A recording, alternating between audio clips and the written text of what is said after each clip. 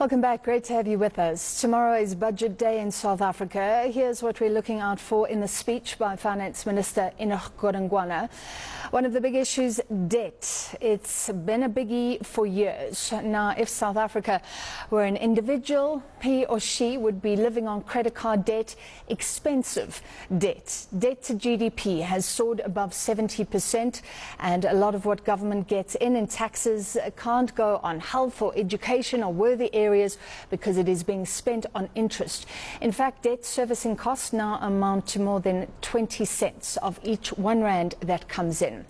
Then tax hikes, and there's a question mark. Of course, we always see increases in cigarette and alcohol taxes and sin taxes, but there are no VAT or personal tax hikes expected. Any VAT increase would certainly be a shock tomorrow. It is often said that South Africa has a small population bearing the full burden of taxes, and even the SARS Commissioner has warned there shouldn't be tax hikes, but rather a focus on the efficiency of collection.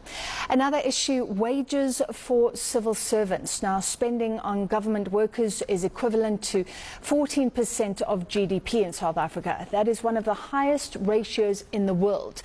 Again, it crowds out spending for other things and makes the job of reining in debt so much more difficult. Recently, government agreed to a 5.5% wage hike.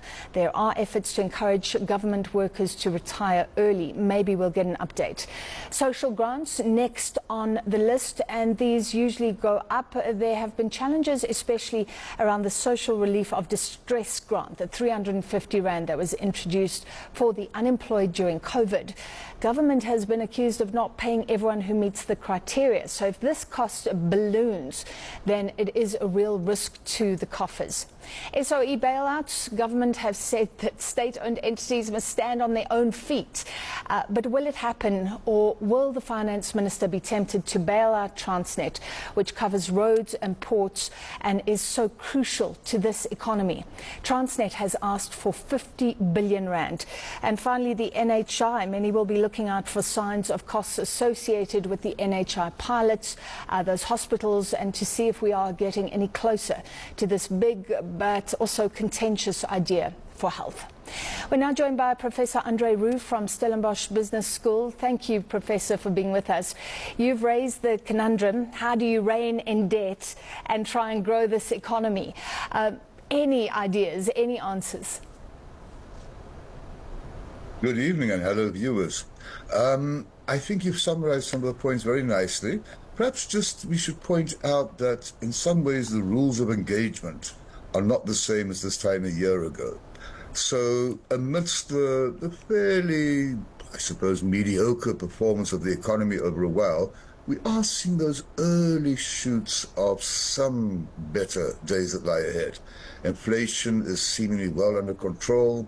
Interest rates are moving down are set to move down a bit further. They've certainly softened. Load shedding has almost become a thing of the past, although let's not tempt fate. And the overall growth prospects are a little bit better. Then we add to that the government of national unity. It's early days yet, but certainly it has raised, to some extent, the level of confidence and even trust in the country's overall climate.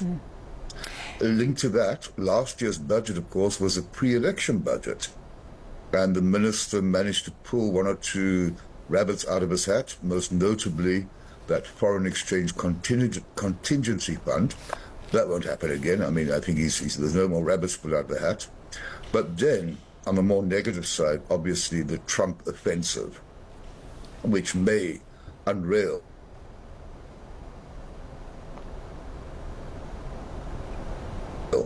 some of our growth prospects going. As I say, the climate is a bit better. But having said that, if anything, the imperative of reducing that debt is more than ever before. And so, Professor, do you think, with what you've laid out, some better news, we can avoid tax hikes? Well, that is the big elephant in the room. Until a couple of days ago, the general feeling was we would avoid major tax hikes, excluding, as you said, the sin taxes.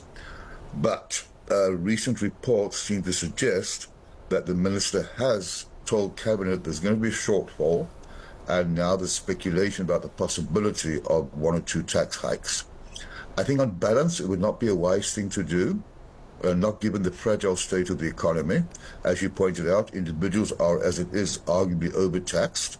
The corporate tax rate, we can't raise that if we at the same time want to attract more investment. The VAT rate, we know, is always a good thing to consider, but politically a very volatile possibility. So on balance, well, we'll have to see, but I don't think we're necessarily going to see major tax rates from those sources. And even the Commissioner of SARS has said, not be a wise thing.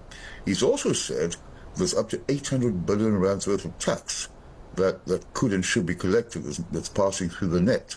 And now that is true, and if they can regain at least some of that, then we'll solve many of the problems. And I think we also have to add in that vein that we are seeing some improvements as well in logistics. Always been a problem, still is a problem, but some softer improvements. I mentioned Eskom, the lights have stayed on for a while. And I think there's going to be a focus on getting the basics right, whilst at the same time being aware of that very troublesome high levels of debt. Part of the problem, as you pointed out, just to add to what you were saying there, is that just over 60% of total government spending goes towards civil servant wages and paying interest on our debt. That's far too much. We need to see over time that ratio should move towards in favor of infrastructure investment. On that note, it's also encouraging this perhaps the influence of the GNU that there seem to be very concerted efforts to engage in private-public partnerships when it comes to investment in infrastructure. Yeah. That's also a positive. So what about Transnet in finality? Because Transnet is very keen on private partners, but it says even to get there, to get to a point where it can fix rail with private partners, it needs 50 billion. So what does government do?